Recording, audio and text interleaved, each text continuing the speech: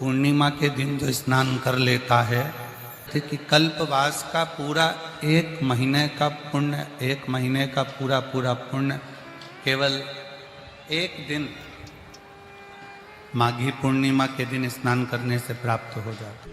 कोई विशेष में रोग है, बीमारी है, काया बेकार हो रही है, तो सीधी सीधी बात शिव महापुराण की कथा कहती है, सुंदर आनंद में श्रवण कर कर आप अपने जीवन को, ये पूर्णिमा शिव महापुराण की कथा कहती आ रही है। कुछ नहीं करना, पीपल का एक पत्ता, उस पत्ते पर थोड़ा सा चावल, पूर्णिमा की रात्रि को अपने हाथ में लेकर अपने नयनों से लगाकर शरीर पर से स्वयं उतार कर उसको दरवाजे के पास रख दीजिए। पूर्णिमा की रात्रि को पूर्ण होने पर उस चावल को दूसरे दिन सूंघ कर बहते हुए पानी में डाल दीजिए। महाराज कितने भी रोग से ग्रसित हो गए, पीपल का एक पत्ता 52,000 ब्राह्मण की साक्षी कराता है। महाराज बहुत ध्यान देना, पीपल के वृक्ष में स्वयं नारायण का, मेरे कृष्ण का वास है। स्वयं भगवान गीता के अंतर्गत कहते हैं कि मैं पीपल का वृक्ष हूं, नारायण उसी में 52,000 ब्राह्मणों का वासा एक पीपल के पत्ते में होता है।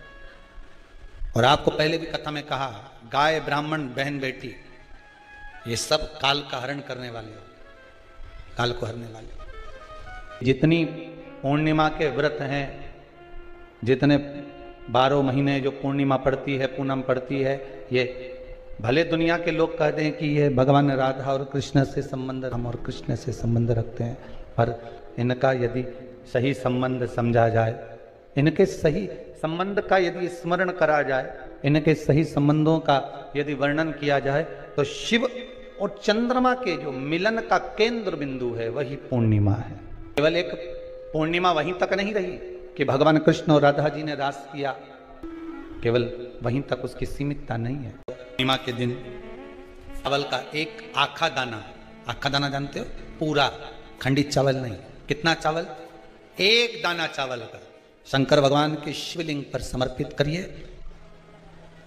एक बेलपत्र जिसका डंडी का मुख अपनी ओर हो, जहां से चावल चढ़ाया है, उस चावल के ऊपर अपनी कामना कर कर रख दीजिए और चंद्रमौली भगवान का स्मरण करिए। कौन से भगवान? शंकर भगवान का सर्वश्रेष्ठ सुंदर नाम है चंद्रमौली। चंद्रमौली भगवान का स्मरण करिए, अपनी कामना कर कर बेलपत्र समर्पित कर कर शिव जी पर एक लोटा पानी, एक जल पात्र समर्पित करो, कलश से जल चढ़ा दीजिए, नयनों में वो जल लगाकर अपनी कामना कर कर वापिस घर को आइए। आएगी जो कामना करी है मेरा चंद्रमौली भोलेनाथ उसे पूर्ण कर ही देगा। माँ के यदि काया का रोग हो गया, मान लो शरीर कहीं से सफेद पड़ रहा है, कहीं से काला पड़ रहा है, शरीर में से खाल की फुकड़ी निकलना प्रारंभ हो गई हो, शरीर में काले काले चट्टे पड़ना चालू हो गए हों, या कोई विशेष रोग हो गया, पूर्णिमा के दिन आप शाम को प्रदोष काल के समय 4:30 बजे से 6 बजे के बीच में एक लोटा पानी, उसमें 5 बेलपत्र रखकर, एक कमलगट्टा डालकर भगवान चंद्रेश्वर महादेव के नाम से भगवान शंकर को चढ़ा दीजिए। आपकी जो कामना हो वो कामना कर कर चढ़ाएं, विनती करें चंद्रेश्वर महादेव को और निवेदन करें कि हमारा ये कार्य सफल हो। केवल पूर्णिमा के दिन चढ़ाइए, कार्तिक पूर्णिमा तक क्या फल मिलता? लक्ष्मी पूर्णिमा के कितने व्रत होते हैं? बोलते जाओ, जरा जल्दी जल्दी बोलो। पूर्णिमा के नारियों को, स्त्रियों को अखंड सौभाग्य के लिए, जो नारी वैधव्य नहीं होना चाहती है, उस नारी को पूर्णिमा के कितने व्रत करना चाहिए?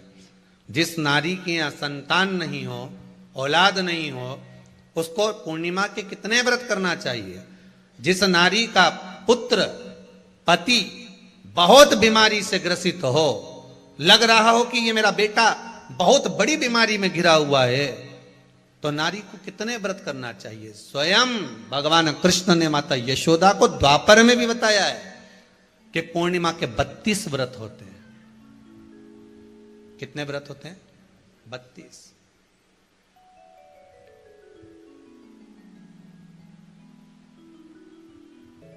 कि नारी वेधव्य होकर ना मरे।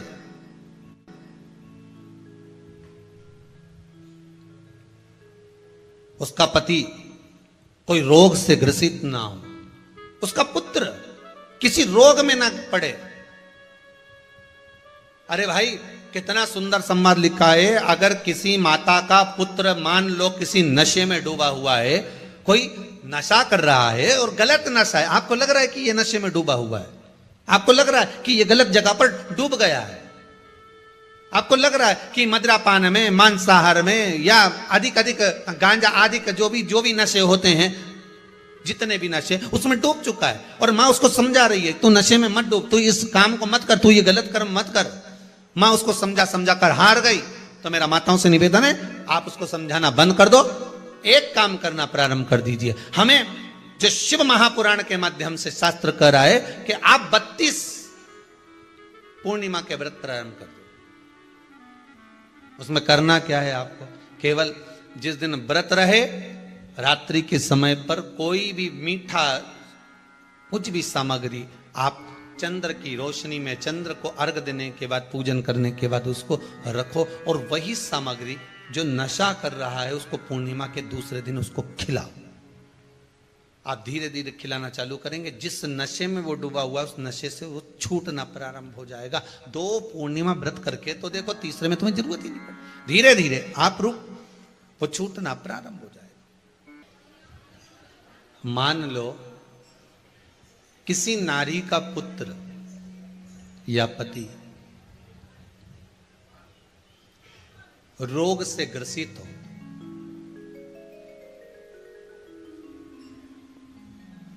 उसके पति की या पुत्र की आयु थोड़ी सी हो,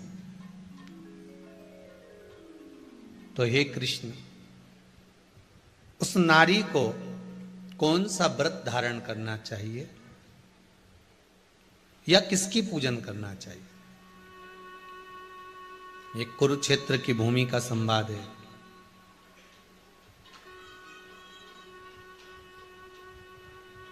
भगवान कह रहे हैं, मां, अगर नारी अपने पुत्र और अपने पति के लिए, उसकी उम्र की वृद्धि के लिए, रोग मुक्ति के लिए, विश्व के ताप को कम करने वाले चंद्रदेव की आराधना पूर्णिमा के व्रत को धारण करती है, तो नारी उस व्रत के प्रभाव से अपने पुत्र और पति की बीमारी को, रोग को हर लेती है।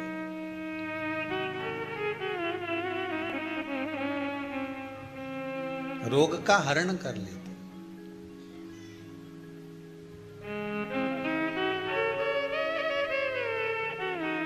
महाराज, जो बच्चा बुद्धि से विकलांग हो, विद्या में कमजोर हो, परीक्षा हॉल में पेपर देते समय भूल जाता हो,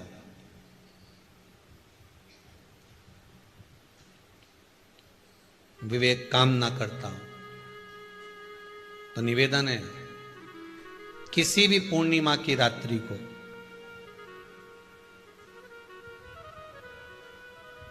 बारह बजे गाय के, गौ माता देसी गाय के जो 4 थन होते हैं, उन 4 थन में से जो आगे के थन होते हैं, 2 पीछे की ओर होते हैं, 2 आगे की ओर होते हैं, तो जो आगे के 2 थन हैं उस थन का दूध निकलवा लिया जाए, और उस दूध का कोई भी मीठा पदार्थ बनाओ तो ठीक है, ना बनाओ तो उसी दूध में शक्कर मिलाकर पूर्णिमा की रात्रि को, जो विवेक से कमजोर हो, बुद्धि से कमजोर हो, या याद करा हुआ सब भूल जाते हो, या आपके लिए भी है कोई चीज रखते हो भूल जाते हो, विवेक याद नहीं रहता, बुद्धि में इतना प्रबल बल नहीं आ पाता, याददाश्त कमजोर होती चली जा रही, तो किसी भी पूर्णिमा की रात्रि को 12 बजे गाय के आगे के 2 थन का दूध, उसमें कोई पदार्थ, शक्कर, गुड़ कुछ भी मिलाकर भगवान के चंद्रदेव की साक्षी में उसको पिला दिया जाए। महाराज, बार बार पिलाने की जरूरत ही नहीं पड़ेगी, एक ही बार में काम कर जाएगा और विवेक पूर्ण तरह से कार्य करने लगेगा। देसी गाय के आगे के 2 थन का दूध बड़ा प्रबल होता है।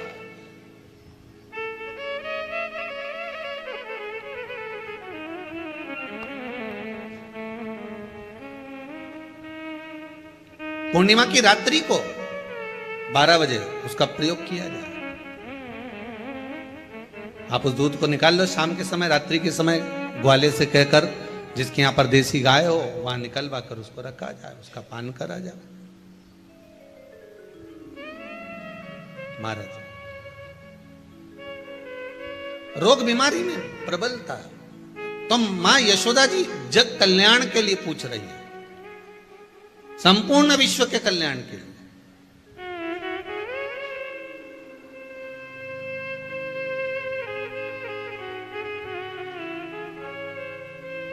अरे कितना सुंदर संवाद है। स्कंद पुराण में समुद्र मंथन की तिथि, नक्षत्र, घड़ी, पल सब कुछ लिखा हुआ है कि समुद्र मंथन के लिए देवताओं ने इंतजार करा था। कब? जब चंद्र का प्रभाव पूर्ण हो। जब चंद्र का प्रभाव पूर्ण होगा तब जो मंथन होगा, उस मंथन का जो सुख होगा वो जीवन को आनंद दे जाएगा।